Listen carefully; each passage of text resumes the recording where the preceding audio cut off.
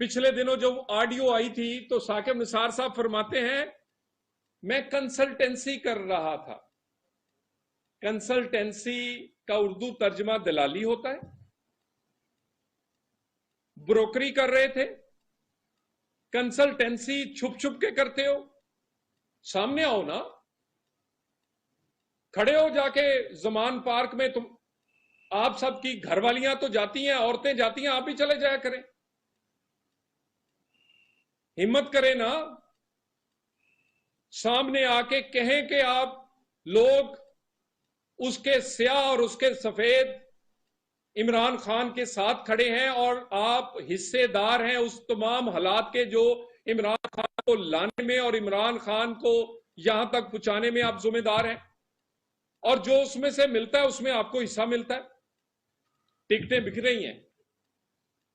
वाह, पहले आई थी ऑडियो 1 करोड़ रुपए की मुलाकात, अब पता चला 1,20,00,000 की टिकट।